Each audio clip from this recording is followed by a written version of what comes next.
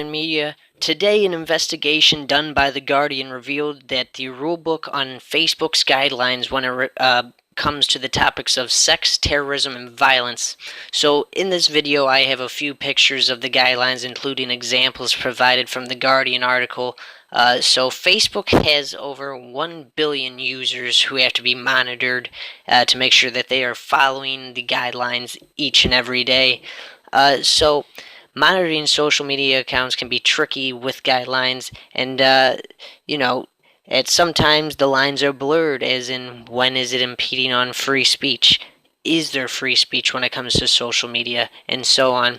The other side of the coin is what is too much, and when does monitoring become censorship? So, what are the specifics of these areas, and how do you avoid being flagged or reported? Well, in this video, we will be going over the guidelines of Facebook and what it has in place for all these subjects that we listed here above. So before we dive into some of these examples here, the Guardian article states, the Guardian has seen more than 100 internal training manuals, spreadsheets, and flowcharts that give unprecedented insights into the blueprints Facebook has used to moderate issues such as violence, hate speech, terrorism, pornography, racism, and self-harm.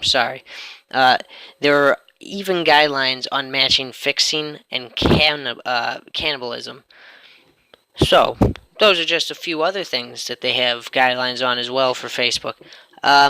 So one of the growing problems that some of the people working for Facebook have mentioned is that the moderators are saying that the site is growing so fast that it is hard to keep up and monitor adequately and effectively and make sure that you are making the right decision when you are monitoring a Facebook. You're not just simply impeding on someone's speech. You aren't, summertime's coming around, so we're going to have a lot of short shorts. We're going to have a lot of bikinis, so they're going to be pushing limits there.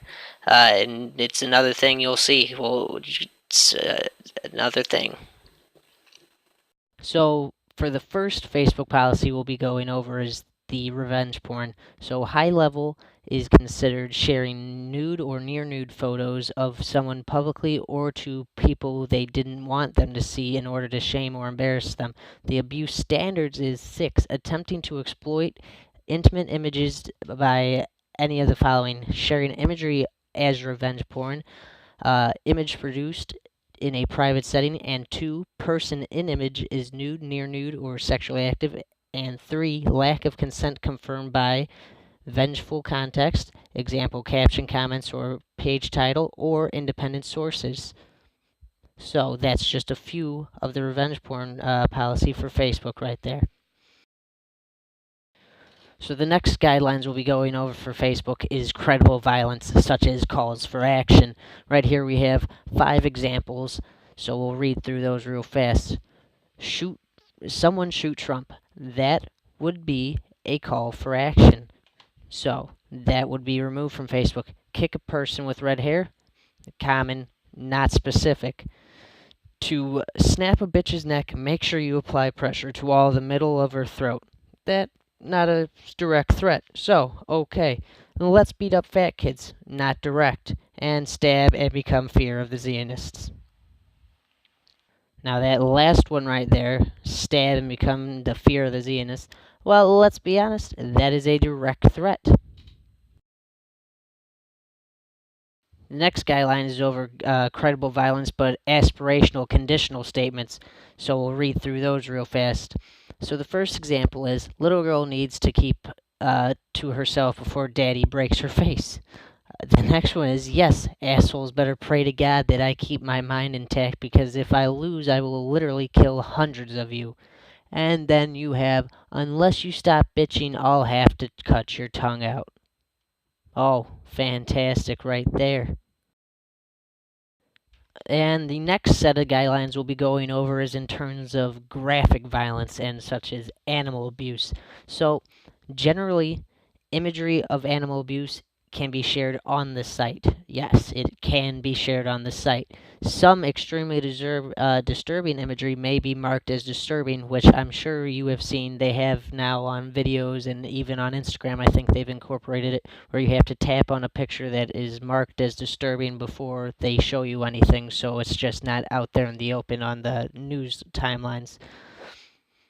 And then finally, you have sadism and celebration restrictions apply to all imagery of animal abuse. So that basically is a well-rounded setting for the animal abuse and graphic violence regulations and guidelines.